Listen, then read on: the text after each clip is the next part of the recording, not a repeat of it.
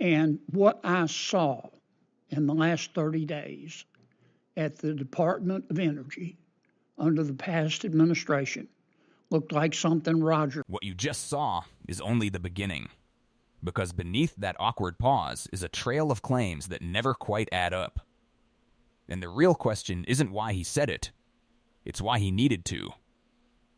Stay with me, because what this moment exposes doesn't end where you think it ends. Okay.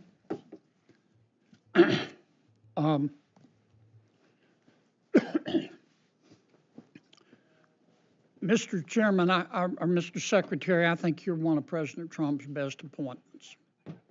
And I'm very impressed with the team that you put together. And I hope you're all willing to serve a long, long, long time. I agree with my friend Senator Coons. I think we need to look ahead. But I would be remiss if I didn't say this. As I might have mentioned before, I used to have a beagle named Roger. Loved him to death. He passed after 15, got a lot of years with him. But Roger, like all the beagles, would run off. He was incorrigible. And sometimes he'd come back a roadkill.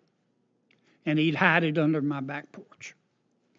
And what I saw in the last 30 days at the Department of Energy under the past administration looked like something Roger kept under my back porch. $78 billion, not million, $1 billion, as best I can remember, was shoveled out the door. And y'all had to clean it up. I'm not saying they were all bad grants and loans, but I'm saying a bunch of them were. And I just couldn't let that go without saying it.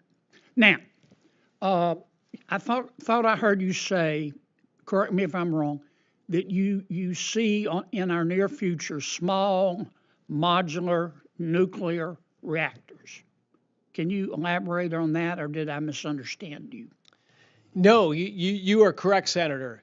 Under one of President Trump's executive orders last year was to see if we could get small modular reactors, next generation reactor designs, critical, meaning running the full nuclear system by July 4 of this year, our nation's 250th birthday.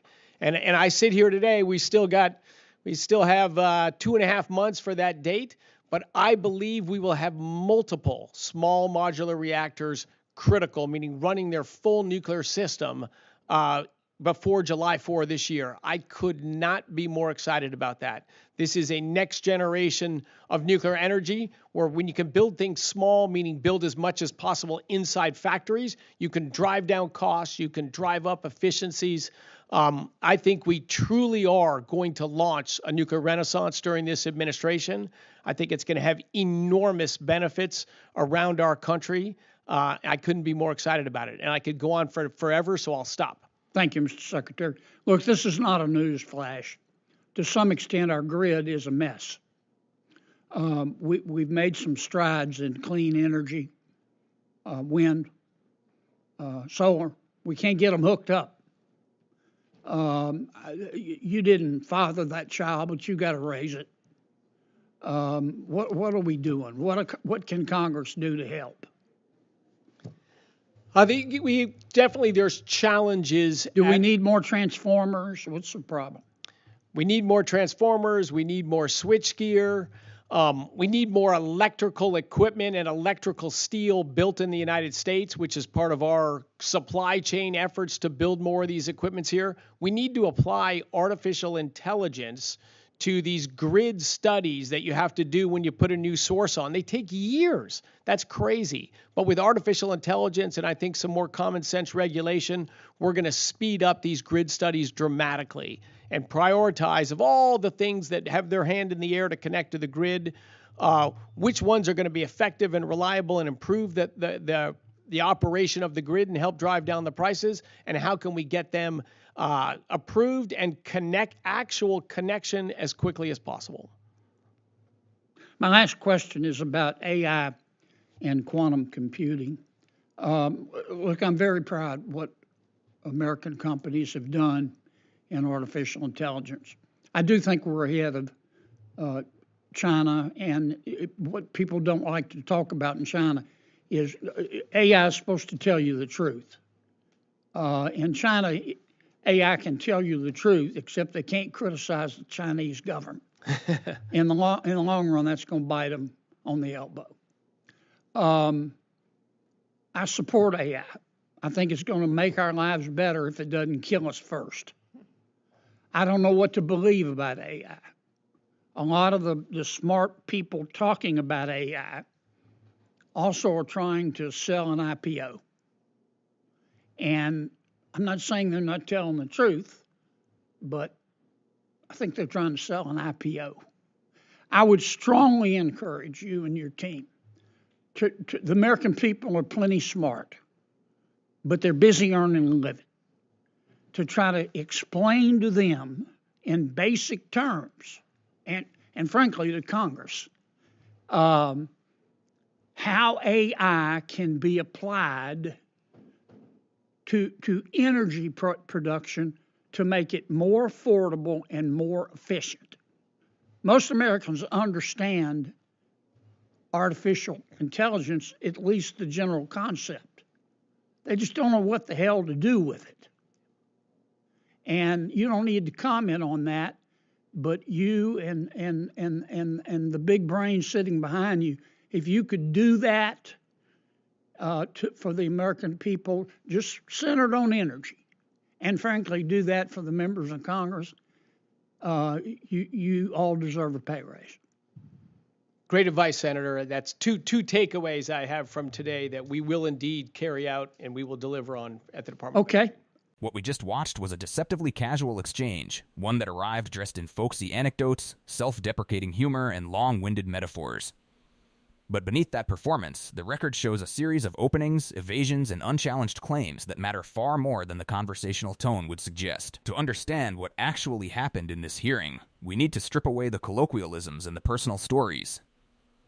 When you do that, the transcript reveals a different dynamic, one where Senator John Kennedy establishes himself as the inquisitor with momentum, while Secretary Chris Wright responds with confident projections, sweeping assurances, and no meaningful qualification. The contrast becomes clearer when we examine the structure of each exchange: an aggressive prompt, a technical or optimistic answer, and then a shift to broad policy generalities. What just happened? The first major point arrives almost immediately. Senator Kennedy opens by praising Secretary Wright as one of former President Donald Trump's best appointments, setting the tone of alignment. But he pivots quickly into a vivid anecdote: the story of his beagle, Roger, to frame the previous administration's Department of Energy actions as reckless, sloppy, and in need of cleanup. It is an unusual rhetorical move, a humorous, emotionally disarming story used to deliver a serious accusation without adopting a confrontational tone. Kennedy claims that roughly $78 billion was shoveled out the door in the final 30 days of the past administration, and compares it to something dragged home by a misbehaving dog. He doesn't provide documentation or a breakdown. He doesn't identify specific grants or loans. But the framing lands giant sums, rushed approvals, and implied impropriety. Secretary Wright does not dispute the figure, does not contextualize it, and does not clarify whether the agency views that number as accurate. He simply transitions to the next question. Next, Kennedy asks about small modular nuclear reactors, an opening that prompts Wright to deliver perhaps the most confident and ambitious claim of the entire hearing: that multiple reactors will be running full nuclear systems before July 4 of this year. Wright bases this projection on a Trump-era executive order, but offers no evidence of current readiness, safety assessments, supply chain capacity, or licensing milestones. His answer is optimistic, sweeping, and delivered with certainty. Kennedy accepts the statement without pressing for documentation. The third major section centers on grid reliability. Kennedy acknowledges nationwide grid challenges and asks what Congress can do. Wright responds with broad references to supply constraints, switches, transformers, domestic electrical steel, and the potential for artificial intelligence to accelerate interconnection studies. Most of these claims are plausible, but none are quantified, none are tied to current production levels, and none address the timeline or feasibility. Kennedy again does not press further. Finally, the hearing shifts into an extended discussion of artificial intelligence in quantum computing. Kennedy expresses skepticism of corporate actors while offering support for AI generally. His request is simple: explain AI's application to energy in basic terms for Congress and the public. Wright agrees enthusiastically, calling it one of his key takeaways. Across all exchanges, the pattern is consistent: provocative prompts, sweeping answers, no follow-up, and a mutual ease that leaves large factual gaps intact. What it actually means. When you separate tone from substance, 3 issues surface. First, the claim of $78 billion rushed out the door stands unexamined. In a typical oversight hearing, such a number would trigger immediate questions. What programs? What authorities? What safeguards? None of those follow-ups occur. The record shows the statement was left hanging. A serious allegation dressed as an anecdote, never challenged, never substantiated, and never clarified by the witness. Second, the projection regarding multiple modular reactors going critical within months is extraordinarily consequential. Achieving criticality involves regulatory approval, safety validation, supply chain readiness, and site-specific operational clearance. Wright presents it as a near certainty. The transcript shows no supporting evidence, no risk assessment, and no mention of current reactor status. The absence of specificity is notable.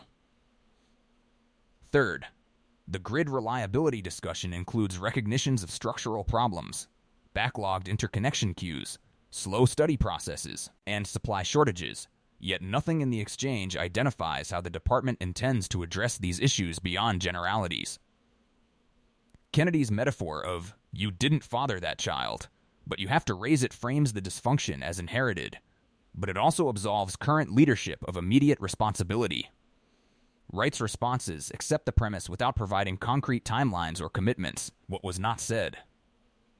The transcript shows several conspicuous omissions, no mention of specific programs associated with the alleged $78 billion rush, no clarification of whether the department disputes or confirms the number, no explanation of the regulatory hurdles facing small modular reactors, no acknowledgement of the political, environmental, or safety challenges that normally accompany nuclear expansion, no entry into the structural causes of grid interconnection delays, including state-level regulation, utility resistance, or fossil fuel incumbent influence, no distinction between AI's theoretical capabilities and its actual deployment timeline in federal infrastructure.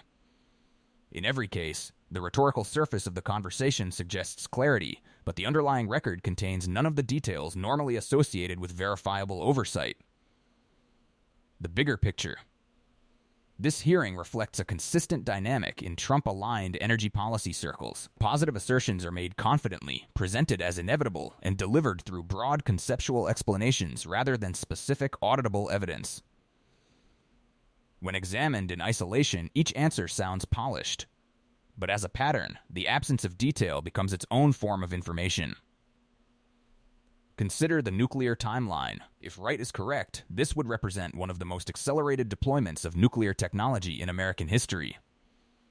Yet the transcript contains no discussion of permitting, site readiness, or the status of reactor construction. The more extraordinary the claim, the more striking the lack of supporting detail becomes. Consider the grid discussion. The challenges Kennedy describes, interconnection queues, equipment scarcity, transformer shortages, are real. But Wright's response is structured as an optimistic projection rather than an explanation of current capability. The promise of AI as a solution appears repeatedly, yet the transcript shows no discussion of how the department intends to integrate AI with existing regulatory frameworks or legacy utility systems. The exchange on AI itself reinforces this pattern. Kennedy expresses distrust of corporate motives and uncertainty about the technology. Wright assures him that the department will take on a communication mission, but the hearing contains no delineation of what that communication will involve, what transparency standards will be used, or how risks and limitations will be addressed. Final verdict. When interpreted through the record, this hearing reveals less about policy readiness and more about narrative positioning. Senator Kennedy plays the role of the assertive questioner, direct, confident, and folksy, while Secretary Wright responds with sweeping optimism and near total agreement. But the transcript makes clear that the interaction is almost entirely free of substantive scrutiny. The hearing captured on video shows unverified numbers presented as fact, extremely ambitious nuclear timelines asserted without evidence, structural grid problems discussed without specific solutions, AI framed as both a risk and a solution without technical grounding, and above all, a pattern of confident projection replacing detailed explanation. What the transcript actually reveals is an oversight session that performs clarity without delivering it. Assertions remain assertions, promises remain promises, and the gaps, the regulatory context, the timelines, the hard data remain unaddressed. None of this depends on partisan interpretation. It is documented in the answers themselves. No clarification was offered. None was attempted. And in the long term, that absence will matter, because the claims made here can only be measured against outcomes, and outcomes will not bend to optimism. This hearing ends not with resolution, but with a list of unanswered questions wrapped in confident assurances. And when the rhetoric is stripped away, what remains is simple, a record shaped more by projection than by precision, and a set of promises that now stand on the public record, waiting to be tested. If you want more breakdowns like this, where powerful people get pressed on the record, hit subscribe and drop your take in the comments. Who do you think came out stronger in this hearing, and what was the one moment that changed the whole exchange?